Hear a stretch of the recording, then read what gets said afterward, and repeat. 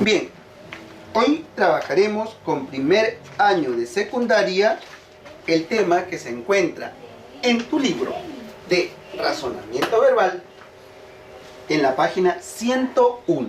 ¿Cuál es? A ver, veamos. Otros tipos de textos. A ver, ¿en qué consistirá este tema cuando hablamos de otros tipos de textos? Es que aquí vamos a trabajar los diferentes tipos o las diferentes clases de textos que nosotros encontramos, ya sea en un libro, ya sea en un recorte periodístico o de periódico, ¿no? O ya sea en una enciclopedia, o ya sea en una exposición. ¿Sabes a qué clase de texto pertenecen cada uno de los que yo te he mencionado? A ver, vamos a ver. Pero primero empecemos a definir qué es un texto. A ver, veamos. ¿Qué es un texto? Es una gran pregunta. Dice, la palabra texto deriva de la voz latina textus, que sí quiere decir o que significa tejido. Es por eso que un texto es un tejido de hechos de palabras, o es un tejido hecho de palabras, las mismas que expresan ideas. El texto es una unidad lingüística formada por un conjunto de enunciados que tienen una intención comunicativa y que están internamente estructurados. En otras palabras, más fáciles, podemos decir que el texto es un conjunto de enunciados internamente estructurados, producidos ¿por quién? Por un emisor, que actúa movido por una intención comunicativa en un determinado contexto. Entonces, aquí hemos resumido todo lo que se expresa en la definición del texto. Pero no dejemos, por favor, de aprender. ¿Qué significa textos? Proviene de la palabra o de la voz latina textus, que significa tejidos. Entonces, un texto es un tejido hecho de palabras, ¿sí? Muy bien, continuamos. Clasificación de textos según su estructura. Tenemos analizantes, sintetizantes, sintetizantes analizantes, encuadrados y paralelos. ¿Qué es lo que vamos a observar aquí? Es decir, ¿dónde aparece la idea principal o lo más importante de un texto? A ver, veamos. ¿Qué son, de acuerdo a su estructura, los textos analizantes? Dicen, son textos analizantes cuando la idea principal se ubica, ¿dónde?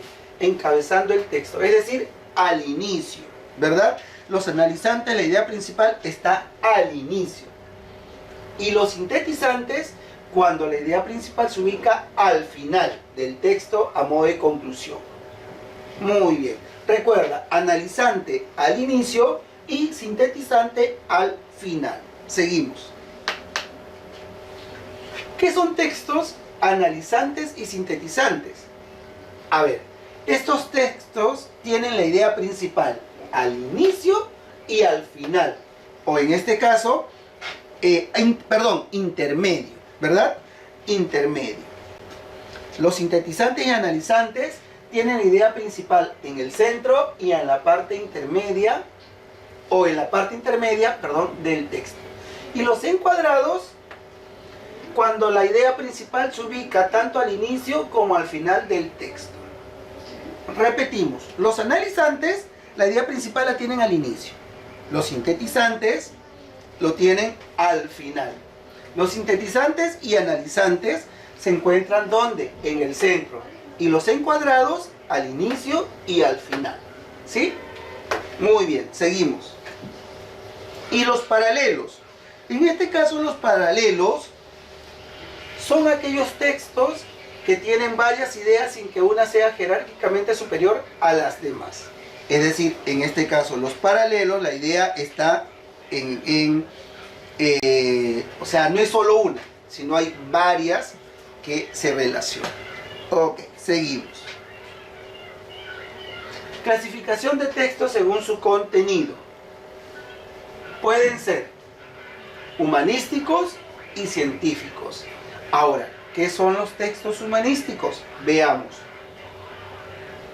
Los textos humanísticos pertenecen al campo de la ciencia humana o a la filosofía y se caracterizan por abordar temas que conciernen al mundo subjetivo del ser humano. Pueden ser literarios, como fragmentos de cuentos o novelas, filosóficos, de crítica literaria o de sociología, antropología, historia lingüística, etc. Mientras que los científicos son aquellos que abordan temas relativamente a teorías y problemas científicos, a los científicos que las crean y los plantean, al modo que tienen que proceder para formular sus teorías y resolver sus problemas. ¿Sí? Ok, seguimos. Clasificación de textos según el tipo de discurso. A ver, veamos. Tenemos argumentativo, narrativo, descriptivo y expositivo instructivos. ¿Sí? ¿Ya tienes idea o sabemos qué son los textos argumentativos? A ver, vamos a verlo. Dice, los textos argumentativos sustentan con pruebas y razones una afirmación general sobre un tema. La afirmación es conocida como la tesis del texto, la cual pone de manifiesto un punto de vista o una apreciación sobre el tema. Seguimos. Los narrativos, su propio nombre lo dice, estos textos cuentan una serie de hechos ocurridos a personas reales o ficticias, inventadas, en una secuencia que involucra un desarrollo en un tiempo y en un espacio. Ok, seguimos. Los descriptivos, su nombre también lo dice, son aquellos textos que presentan las características o los aspectos de una persona, de un animal, de un paisaje o de una cosa, de tal manera que nos formemos una imagen de ellos. Y los textos expositivos, ellos muestran y dan a conocer en sus diferentes facetas, aspectos y detalles respecto a un determinado tema. El propósito de este texto expositivo es informar. ¿Sí? Ok, seguimos. Los instructivos, su nombre también lo dice, es el que brinda una secuencia clara de indicaciones que tienen como finalidad desarrollar una actividad para llegar a una meta o lograr un objetivo. El lenguaje de este texto instructivo debe ser preciso y concreto. ¿Sí? Ok. Lo que hemos observado entonces aquí, hemos visto de manera teórica los tipos de texto según su estructura, su contenido y el discurso. Según su estructura encontramos analizante, sintetizante, encuadrado y paralelo. Y según su contenido, humanístico y científico. Y finalizando, según el discurso, pueden ser argumentativo, narrativo, descriptivo, expositivo e instructivo. ¿Sí? Muy bien. Ahora, ¿qué vamos a hacer? En la página de tu libro 103 vamos a encontrar textos de las cuales pues los vamos a leer y luego vamos a desarrollarlo, ¿sí? Marcando o completando los enunciados, las preguntas o las alternativas que se encuentran dentro de las preguntas. ¿Estamos de acuerdo? Ok, para eso te pido que ya tengas tu libro en mano, página 103, y empecemos a trabajar, ¿sí? Dice, resolviendo en clase. Correcto. Texto 1, libro de RB, ¿sí? Dice, la etología, no es la teología, sino la etología, es una disciplina desarrollada prioritariamente en Europa, que sostiene que la conducta animal es innata. Este fenómeno se da en muchas especies animales, en las que pueden observarse patrones fijos de acción. Un ejemplo es el de la avispa excavadora, que encuentra y captura solamente abejas de miel. Sin ninguna experiencia previa, la avispa hembra de esta especie excava un complicado túnel hasta encontrar a la abeja. La paraliza con un preciso aguijonazo en el cuello. Vuelve a su guarida y cuando tiene suficientes abejas, pone un huevo en una de ellas y sella la cámara. Según los etólogos, el comportamiento tan especializado de esta avispa está dirigido por una programación dada en sus genes desde el momento de su concepción. Muy bien, muy bonita la historia, ¿verdad? La lectura, muy interesante. ¿Sí? Ya tienes la idea o ya sabes de qué se trata, ¿verdad? Ok, ¿qué es lo que tenemos que hacer aquí? Primero, completar o responder cada enunciado. Dice, el texto, por su contenido, recordamos, por su contenido, ¿qué tipo de textos son? Científicos y humanísticos. Muy bien. Por su contenido, ¿es científica o humanística? Recordamos, cuando es científica, desarrolla los avances de la ciencia. Y cuando es humanística, desarrolla los quehaceres humanos. ¿Sí? Según lo estudiado, decíamos, científico son aquellos que abordan temas relativos a teorías y problemas científicos, a los científicos que las crean y los plantean, al modo que tienen de proceso para formular su teoría y resolver sus problemas. Y humanísticos pertenecen al campo de la ciencia humana o a la filosofía y se caracteriza por abordar temas que conciernen al mundo subjetivo del ser humano.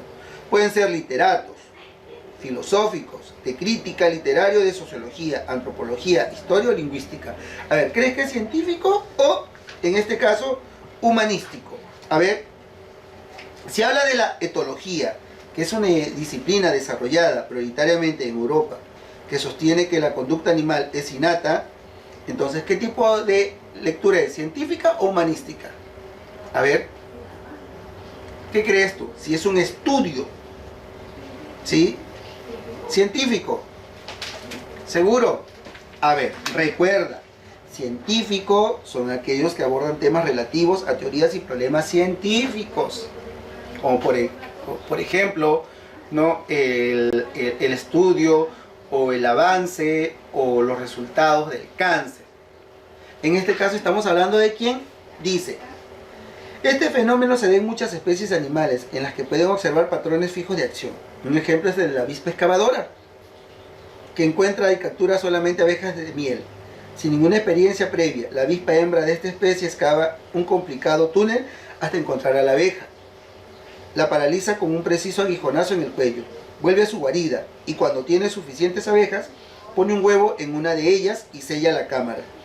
Según los etólogos, el comportamiento tan especializado de esta avispa está dirigido por una programación dada de sus genes desde el momento de su concepción. Entonces, ¿es científico o humanístico? Recuerda, el humanístico pertenece al campo de las ciencias humanas o a la filosofía y se caracterizan por abordar temas que conciernen al mundo subjetivo del ser humano. Pueden ser literarios, fragmentos de cuentos o novelas, filosóficos, de crítica literaria y sociología, antropología, historia, lingüística, etc. A ver, si estamos hablando del estudio de los animales, entonces científico. Muy bien. ¿Qué texto, según su contenido, es científico? Correcto. El texto, por su tipo de discurso. Cuando hablamos del discurso tenemos argumentativo, expositivo, descriptivo, instructivo y narrativo. A ver, ¿qué está haciendo este texto? A ver, empezamos. Cuando es argumentativo, el autor se involucra fijando su punto de vista. Cuando es expositivo, el autor es más objetivo, es decir, es un texto que posee mucha información. Cuando es narrativo, el autor indica hechos dentro de un espacio y un tiempo. Cuando es dialogado, hay más de dos personas. ¿Sí? Aquí, cuando es instructivo, nos hace seguir una secuencia. ¿Sí? Y cuando es descriptivo, describe algo. En este caso es expositivo. ¿Por qué? Porque el autor es más objetivo, es decir, es un texto que posee mucha información. Correcto, expositivo. Muy bien. Y según su estructura, cuando hablamos de la estructura, analizante, encuadrado, ¿qué más? Tenemos paralelo, sintetizante. ¿Dónde se encuentra la idea principal? ¿Al inicio, intermedio o al final? Al inicio, creo yo, ¿verdad? Entonces, analizando, porque dice la etología es una disciplina desarrollada en Europa, que sostiene la conducta de un animal, manifestando la que es innata, ¿verdad? Muy bien. Siguiente. ¿Cuál es la idea principal del texto? A ver, escribimos o te la dicto. Es la etología, ¿no? La etología, muy bien, ¿listo? La etología es una disciplina, muy bien, es una disciplina que sostiene que la conducta animal es innata.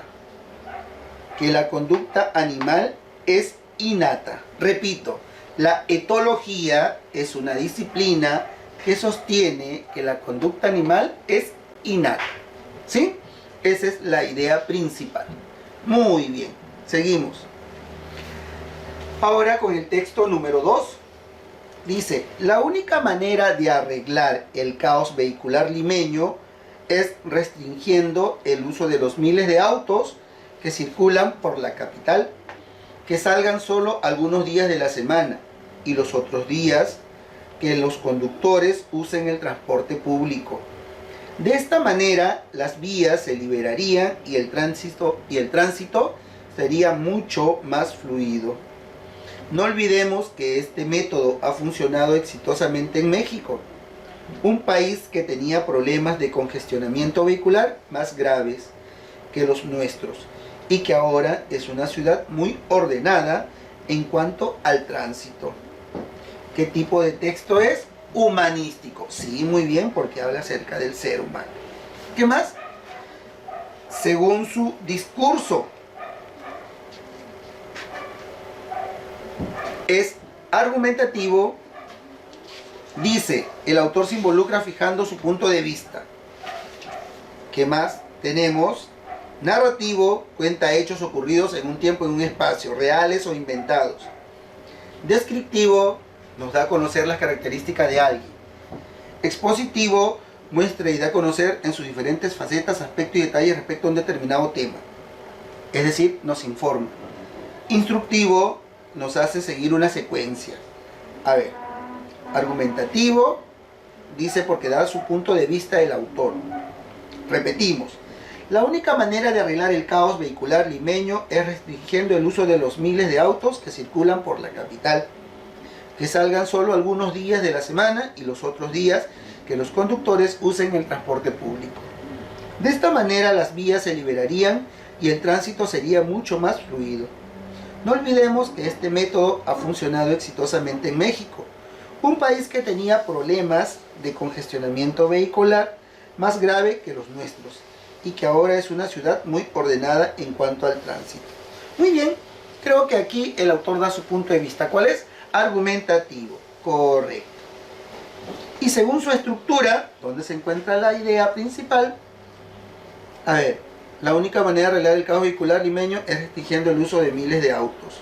Muy bien, creo yo, al inicio. Entonces, analizante. Ya, seguimos. 8. Señala la idea principal del texto. Tenemos, el caos vehicular se solucionaría restringiendo la circulación de vehículos privados. B. El transporte público debe ser utilizado con mayor frecuencia por los peatones. C. El congestionamiento de tránsito se debe al exceso de vehículos en la capital. D. El tráfico de la capital debe ser solucionado inmediatamente, o el único modo de solucionar el caos vehicular es eliminando los autos viejos. ¿Cuál es? Creo que la idea principal está en la C.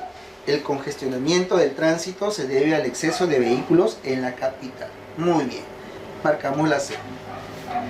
Texto número 3. A ver, ¿qué dice? Nos habla acerca de este grano que emana un olor riquísimo y que a muchos les gusta, ¿verdad? Algunos cargados, otros suaves. A ver, el café. Muy bien. Dice, es una bebida estimulante debido a una sustancia alcaloide denominada cafeína, que también se encuentra en el té y en muy pequeña proporción en el cacao. La cafeína activa las funciones del sistema nervioso central, así como de los aparatos respiratorios y circulatorios. Actúa como diurético, favoreciendo la eliminación de la orina y aumenta la secreción de los jugos digestivos del estómago. Beber una taza de café humeante, de preferencia recién pasado, puede ser un excelente estímulo para iniciar el día o para recuperar energías al final de la tarde. Con un buen sorbo en el estómago sentimos que poco a poco nos recuperamos de la fatiga, eliminamos la tristeza y el aburrimiento y llegamos a ponernos pilas. Sin embargo, Gerard Debris y Astrid Nelly de la Universidad de Nancy en Francia han llegado a la conclusión que beber más de 6 tazas de café al día provoca dependencia, aunque sin la gravedad de ciertas drogas como las anfetaminas o la cocaína. A ver, muy bien, dice que el exceso, todo exceso es dañino, ¿verdad? En este caso, ¿qué pasaría con aquellos que están acostumbrados a tomar de 6 a más tazas? Los vuelve seres, en este caso, dependientes, ¿no? Bien, otros dicen que el café es una droga, claro, porque dicen, ¿no? Hay que tomar Nescafé o hay que tomar café para no dormir. Sí, es verdad, ¿por qué? Porque de una otra manera te relaja, ya no estás cansado, ¿no? Te reanima. Y un buen café pasado, calentito, es riquísimo en esta temporada de invierno, ¿verdad? Pero no es recomendable para los niños ni los adolescentes. Para los adultos sí. Bien, ok, dice, el texto, por su contenido, ¿qué es? ¿Humanístico o científico? Humanístico, muy bien. Por su discurso, expositivo, muy bien. Y por su texto, analizante. El café es una bebida estimulante debido a una sustancia alcaloidea denominada cafeína. Muy bien. Seguimos. La tema del texto es, no es la tema, el tema. Hay una corrección aquí.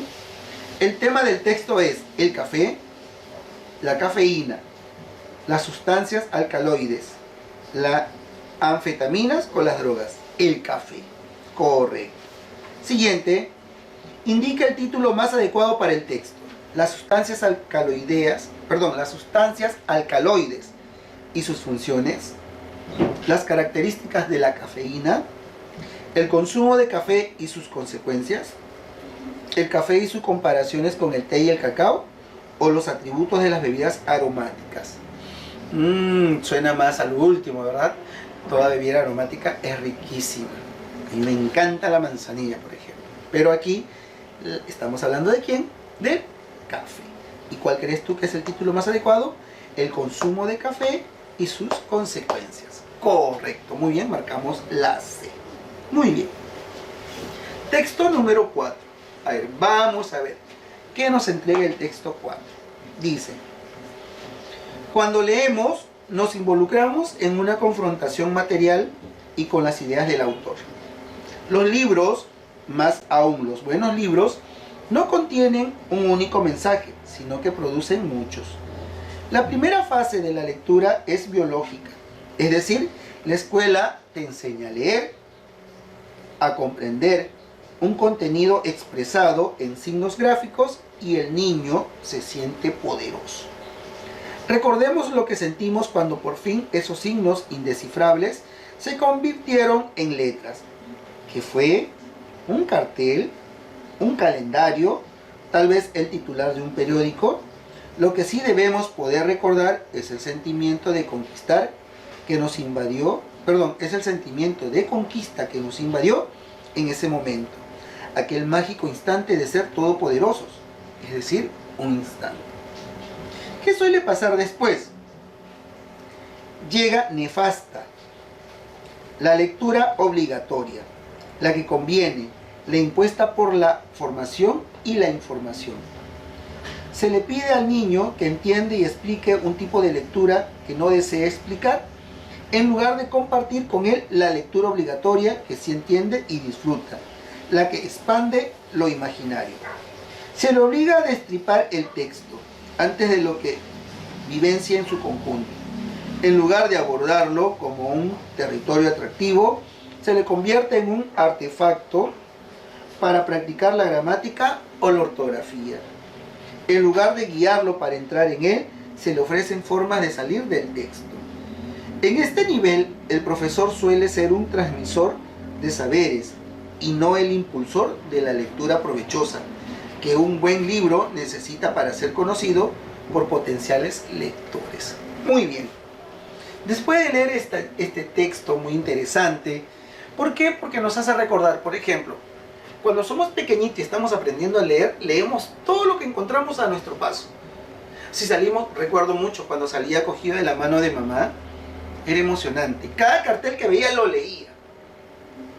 Y ahora que lo pienso, recuerdo mucho el rostro de mamá y era emocionante ver pues un orgullo en ella, el que yo ya iba aprendiendo a leer. Y lo mismo ha pasado con sus papás, con mamá o con papá, ¿verdad? Cuando ya aprendes a leer, nadie te detiene. Te gusta y lees todo porque eres pequeñito.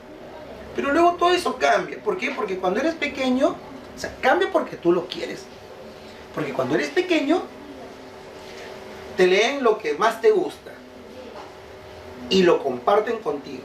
Ya sea un cuento antes de dormir, o cuando estás con los amiguitos jugando a la escuelita, o en el colegio, cuando le pides a la maestra que te lean un cuento, ¿verdad? El que más te gusta. Y es por ahí donde empieza el amor a la lectura. Pero luego, ya cuando pasas a otro nivel, ya sea primario, sea secundaria, pues a veces, no porque el maestro lo quiera, sino es por seguir un programa, tenemos que leer textos un poco más largos, sin gráficos, y es lo que quizás te provoca un poco de fastidio, de cansancio, de sueño, ¿no? En este caso, pues, de poco interesante en la vida, ¿verdad? Ah, pero ¿y por qué no hacer de esa lectura algo lindo? Vivir, fantasear con lo que se lee, ¿no? ¿Y por qué siempre verle lo tedioso o lo aburrido o lo cansado a un texto? Si cada texto nos entrega algo interesante. Mira ahorita, te acabo de leer 4 lecturas y las 4 son muy interesantes. La importancia del café, sus consecuencias, el tipo de lectura o el hábito de lectura que se está perdiendo poco a poco. ¿Qué más hemos leído? Sobre el caos vehicular. Y el primero que fue sobre la etología. ¿Sabías que era la etología? ¿No? Y sin embargo, pues hoy le hemos aprendido. ¿Te das cuenta? Entonces quiere decir que todo texto o todo libro es interesante. Imagínate que quisieras en el futuro ser una gran bióloga. Para eso tienes que leer muchísimo. ¿Sobre qué? Sobre la vida de los animales. Terrestres, no, acuáticos. ¿Verdad? Cómo se trata a un delfín, a un tiburón, a los crustáceos, a los anfibios, ¿no? ¿Seguro? Claro, a los animales mamíferos, ¿no? Marinos. Entonces, de esa manera te das cuenta. Y si quieres ser una veterinaria, más aún todavía, que es una carrera, una profesión lindísima, es ser un médico de los animales, de esos seres que llenan tu vida.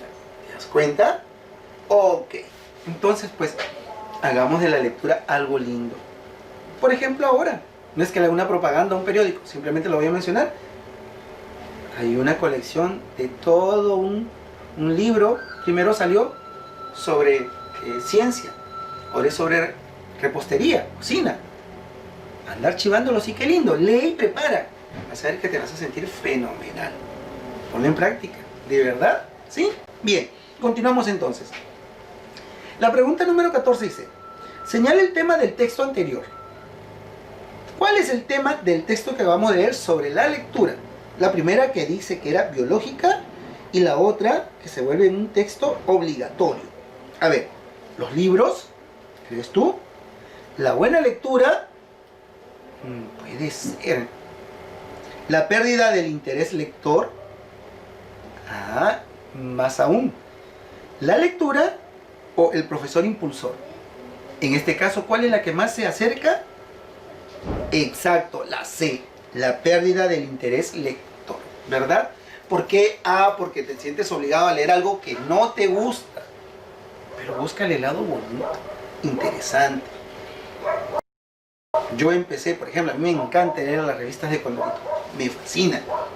Y eso me hace leer cada vez más y más. ¿Y por qué la de Condorito? Porque pues es una revista, ¿no?, que tiene varias historias. Y eso que no es peruana. Pero sin embargo, para mí, resulta bastante cuando lo aplico con mis alumnos pequeñitos. Despierta la lectura y el interés por los gráficos y también por el contenido. Sí. Así que a mí me encanta y yo lo recomendaría. Siguiente. Entonces la respuesta es la C. Y 15. Indique el título más apropiado para el texto anterior. ¿Cuál sería el título para el tema o el texto que acabamos de leer sobre la lectura? La importancia de una buena lectura. La lectura obligatoria. Suena muy fuerte, ¿verdad? La lectura entretenida. También, pero demasiado pasiva ya. Para aprovechar una lectura. O lo nefasto de la lectura en el colegio. ¡Wow! ¡Qué fuerte sonó eso!, ¿verdad? ¿Cuál sería? La importancia de una buena lectura. Correcto, para mí sí. La A. La importancia de una buena lectura. Muy bien. Hemos desarrollado ya las primeras tareas o los primeros ejercicios. Ahora te toca a ti, reforzando lo aprendido y practicando en casa. De la página 105 a la 108. Tómate tu tiempo también, léelo, ¿sí? Antes de dormir, cuando tengas un tiempo de descanso. No te quedes con el libro en la cara dormida, ¿verdad? No, léelo, de verdad, o compártelo con papá. Tener una segunda idea es muy bonito, o que ellos te lo lean. De esa manera se aprende muchísimo también, ¿sí? Ok, vas a leer entonces los textos que se encuentran ahí, en la página 105 a la 108, en reforzando lo aprendido y practicando en casa. Igual, marcas la alternativa que aparezca o que para ti sea la respuesta, le tomas foto y me la envías a mi correo también, ¿sí? Ok, muy bien, gracias por permitirme llegar a ti en esta mañana y no te olvides, la lectura es muy importante y mientras más leamos, se nos hace más fácil conversar o dialogar con otras personas que tengan otro tipo de lenguaje, o sea culto, ¿no? Y así ir conociendo cada vez más y más, ¿sí? Muy bien, entonces no te olvides, por favor, la tarea. El tema que trabajamos el día de hoy, ¿cuál es? Claro, otros tipos de textos con primer año y secundario, ¿sí? Gracias por permitirme llegar a ti. Espero que te haya gustado lo que hemos leído el día de hoy, sobre todo las lecturas. Y recuerda, leer te engrandece, ¿sí? Gracias. Nos vemos en otra oportunidad. Dios te bendiga. Cuídate mucho.